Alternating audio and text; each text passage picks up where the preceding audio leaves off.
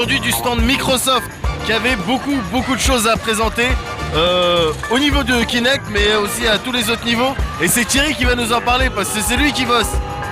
Alors du coup c'est vrai qu'il y a un truc qui est appréciable avec Microsoft et c'est un peu systématique sur les précédents E3, c'est qu'ils mettent vachement en avant les productions téléchargeables du Xbox Live. Donc là c'est bientôt le Summer of Arcade et il y a vraiment énormément de jeux qui sortent du lot avec par exemple Insanely Twisted Shadow Planet. Donc c'est un titre très compliqué mais le jeu s'annonce juste monstrueux, un mélange de shoot et de puzzle game. Esthétiquement il y a un peu de limbo et ensuite au niveau du gameplay il y a un petit peu de pixel junk shooter qui est une exclu PS3 et c'est développé par deux personnes, un mec en fait qui travaille dans le jeu depuis longtemps et qui s'occupe de toute la partie moteur et un directeur artistique qui lui est un ancien de Pixar qui travaille dans l'animation et qui est pas du tout un gamer et donc du coup c'est un peu la confrontation entre ces deux visions qui donne lieu à ce jeu vraiment très sympa. En dehors de Gears of War 3, dont nous avons parlé dans le dernier classé 18+, de Forza 4 et d'une pincée de jeux Kinect, Microsoft se distinguait avant tout cette année par la qualité une nouvelle fois de ses productions téléchargeables. Inscrit au programme du Summer of Arcade 2011, aux côtés de 4 autres titres, Fruit Ninja Kinect, From Dust, Toy Soldiers Cold War et Bastion, Insanely Twisted Shadow Planet possède un pouvoir d'attraction certain. Et ce, en grande partie grâce à sa direction artistique, que l'on doit à un grand monsieur de l'animation qui a travaillé sur Ratatouille, mais aussi Brave, un Pixar prévu pour 2012, que nous avons eu le plaisir d'interviewer à l'E3. Le concept du jeu, en fait, c'est les entités de l'ombre. Ils envoient des parasites de Shadow à travers l'univers. Et ton soleil se fait capturer par un de ces Shadow parasites-là. Et Shadow, des parasites de l'ombre. Et toi, avec ton petit extraterrestre, il faut que tu ailles délivrer ton soleil, en fait, qui a été capturé par ce parasite-là. C'est un puzzle game, c'est un shooter, c'est un exploration, c'est un peu de tout. C'est vraiment... ça mélange tout, en fait. Quel est ton type de jeu favori à toi? Pourquoi en fait tu as décidé de créer ce type de jeu? Je suis pas un gamer. Mais ce que j'adore, c'est l'animation classique. Et puis c'est vraiment c'est ma formation.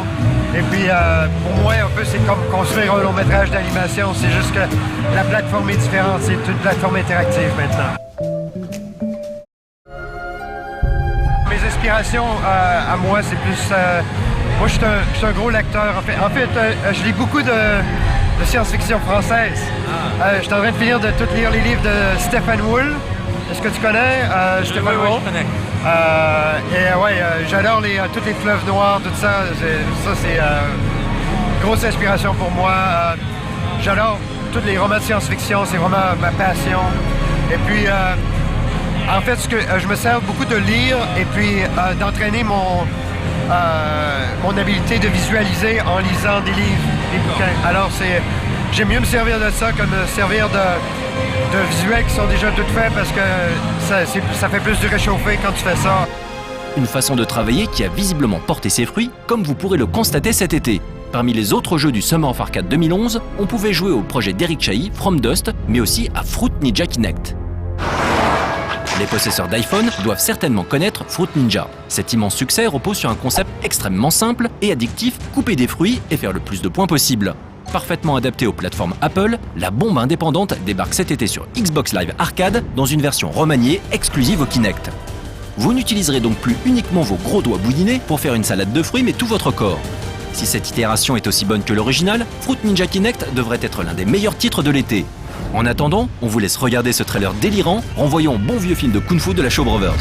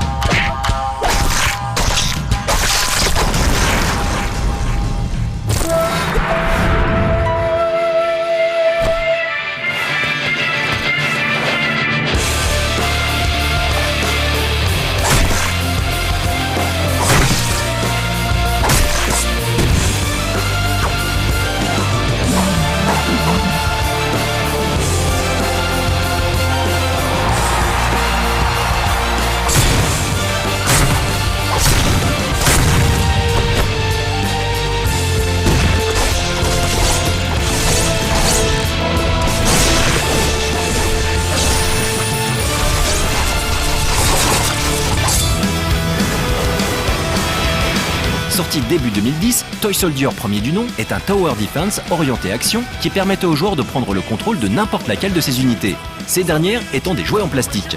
Sa suite s'inscrit désormais dans les années 80, durant la guerre froide, qui a quelque peu dégelé, pour se transformer en une guerre globale où les combats auront lieu sur le sol et dans les airs. Les armées américaines et soviétiques seront jouables avec des armes modernes inédites, de nouvelles tourelles et de nouveaux véhicules. Un mode coop offline et online a également été intégré à la campagne et au mode survival. Enfin, de nombreux aspects ont été améliorés, comme les environnements destructibles, l'intelligence artificielle, la physique des véhicules ou encore la rejouabilité. Toy Soldier Cold War sera a priori le premier titre téléchargeable du Summer of Arcade 2011.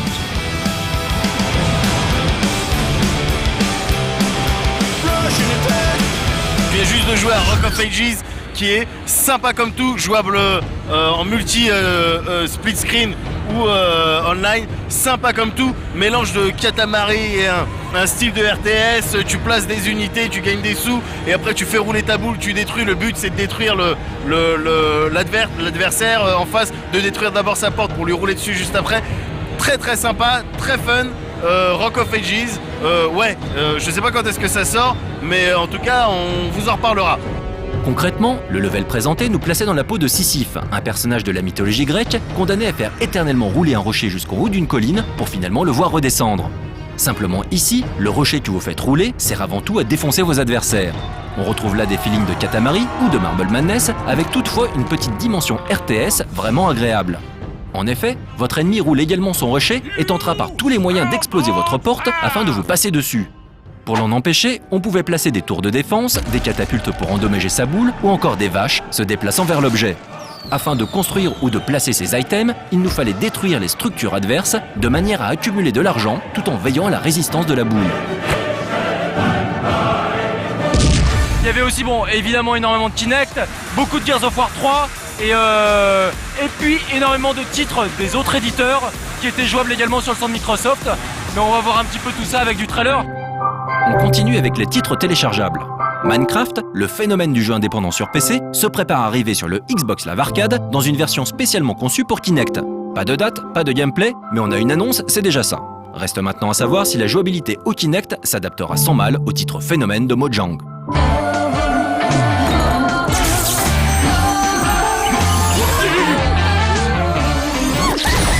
Vous vous souvenez de Splosion Man? Ce fut l'un des meilleurs jeux du Summer of Arcade 2009, un jeu de plateforme 2D avec de la difficulté et du style, tout ce qu'on aime. Sa suite, Miss Splosion Man, va quant à elle arriver en 2011. Elle est justement le mot adapté, vu que l'on contrôlera la petite amie du héros du premier épisode. Au programme, pas de changement majeur au niveau gameplay, mais un level design toujours plus fou, un contenu extrêmement fourni et bien sûr un mode coopératif qui devrait s'adapter au nombre de joueurs, comme dans le premier épisode.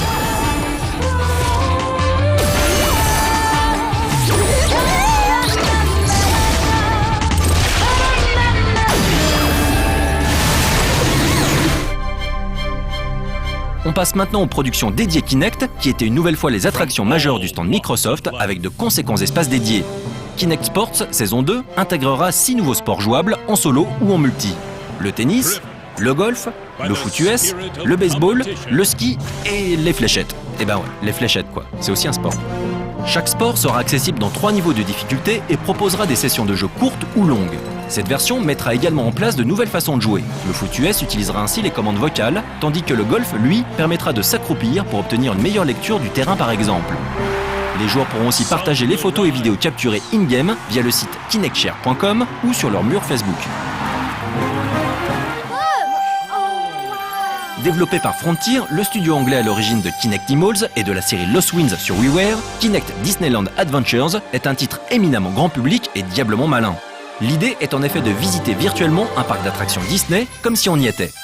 Les enfants pourront ainsi interagir avec leurs personnages favoris en les enlaçant ou en faisant un petit high five avec Mickey. Ils pourront aussi collectionner des autographes et accepter des quêtes des personnages. D'innombrables minigames, rappelant ceux de Kinect Adventures, l'un des titres de lancement du périphérique Microsoft, s'intégreront aussi aux attractions thématiques du parc. Un titre au potentiel marketing énorme, avant tout prévu pour être apprécié en famille et en coop à 2 devant sa télé.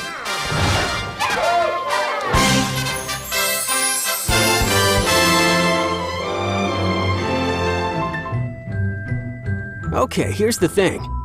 There's a monster in your house. Toujours pour Kinect et dédié aux plus petits, Sesame Street, Once Upon a Monster met en scène Elmo et sa bande sous la forme d'un livre pour enfants interactif. Si on parle de ce titre ici, ce n'est pas pour le jeu lui-même, même s'il s'annonce enchanteur et intelligent, mais pour le développeur derrière. C'est en effet Double Fine Production, le studio de Tim Schafer, responsable de Psychonauts et Brutal Legend, qui s'occupe de cette production Kinect. Un petit détail tout de même sur Sesame Street. Son mode coop permettra à un second joueur de rentrer ou de quitter une partie à n'importe quel moment sans interrompre le jeu. Friendly new monsters, amazing experiences, and outrageous fun. Each chapter is full of life lessons of friendship, sharing, and teamwork. Once Upon a Monster is a journey of discovery that kids and parents will both love. Welcome to Kinect Fun Labs. Mise en avant durant la conférence Microsoft, Kinect Fun Labs est la nouvelle application phare du constructeur à destination du Kinect. Fun Labs est une sorte de game center où les joueurs peuvent télécharger toutes sortes de petits jeux gratuits pour le moment. Nous avons pu essayer à la rédac 4 d'entre eux, mis en avant comme les plus aboutis. Bobblehead et Kinect Me analyseront votre visage et votre corps pour ensuite créer un avatar vous ressemblant. Ça, c'est la théorie, parce qu'en pratique, les avatars créés seront loin d'être ressemblants. On aurait pu s'en contenter si les possibilités de jeu étaient riches, et malheureusement ce n'est pas le cas.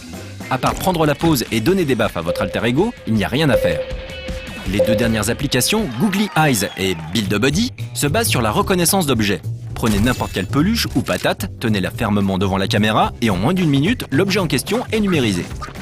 D'accord, ce n'est pas très ressemblant, on voit où le joueur a posé ses mains pour tenir l'item et les bords sont très flous pour ne pas dire mal modélisés.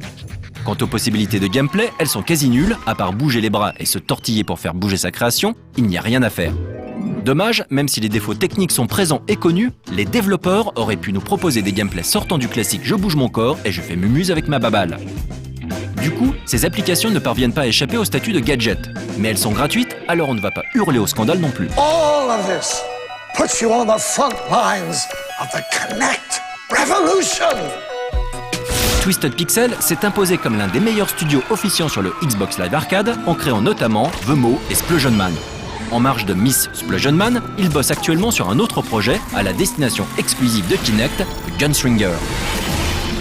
Et de ce qu'on en a vu, ce titre s'annonce comme un ambassadeur de choix de l'accessoire de Microsoft. Le principe est simple, dans un Far West coloré et parodique, vous dirigez une marionnette de shérif avec votre main gauche et tirez sur tout ce qui bouge avec votre autre main. Alors oui, c'est du rail shooter, mais connaissant les développeurs, on peut être sûr qu'ils nous fourniront plus qu'une banale séance de tir au pigeon. On sait déjà que des phases de plateforme sont au programme de ce titre sortant cette année.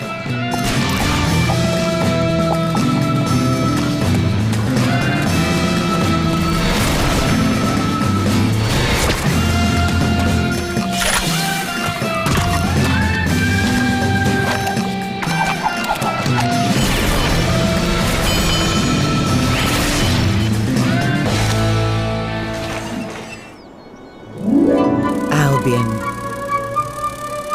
a land long desired by those who should not possess it.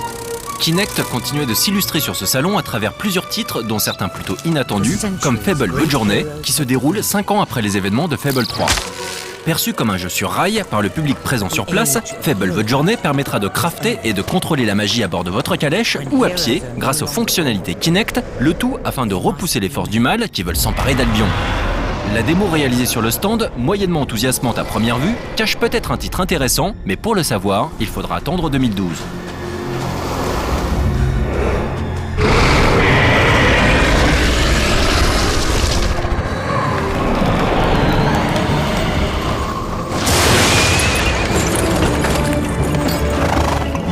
Time is short. They are coming. You must help me. Albion's end is coming. There can be no turning back.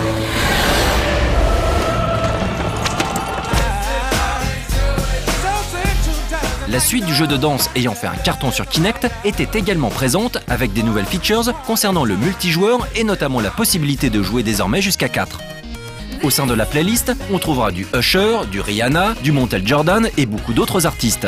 Compte tenu de la maîtrise du studio, concernant les jeux musicaux, on peut faire confiance à Harmonix pour que l'ensemble fonctionne aussi bien que le premier volet et fournisse la dose de mouvement sympa que l'on est en droit d'attendre. La sortie, quant à elle, est toujours prévue pour la fin d'année chez nous.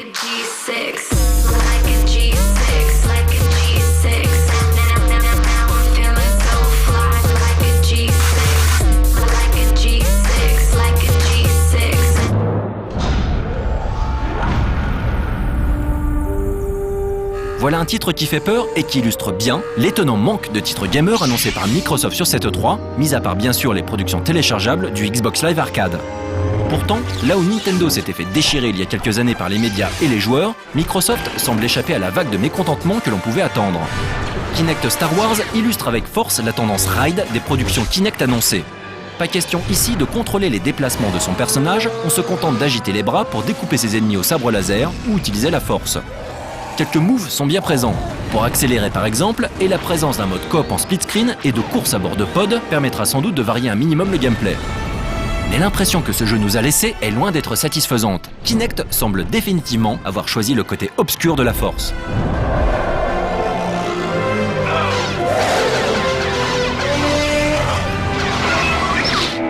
On terminera néanmoins ces news E3 spéciales Microsoft sur plusieurs notes positives avec du jeu boîte jouable avec une manette, même si Forza 4 gère le Kinect.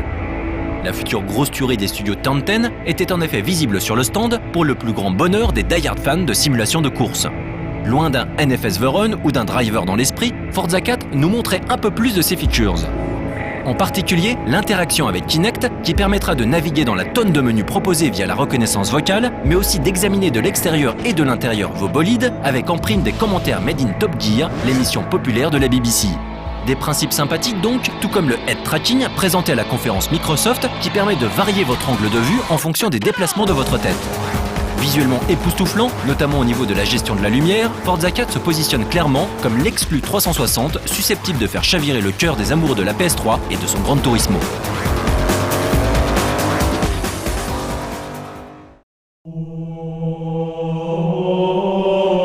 Years ago, Halo changed the way we play video games. Sorti il y a 10 ans, le premier Halo aura le droit à un remake sur Xbox 360 le 15 novembre prochain. Au programme, un lifting HD pour les graphismes, un mode multijoueur regroupant les meilleures cartes des épisodes 1 et 2 et la possibilité de jouer la campagne en coopération sur le Xbox Live, possibilité inexistante lorsque sortit l'épisode originel.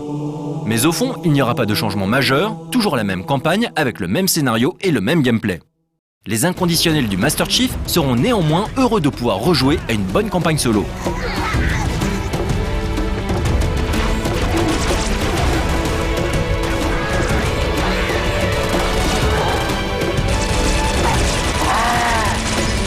Combined with classic multiplayer maps enhanced and updated for Xbox Live.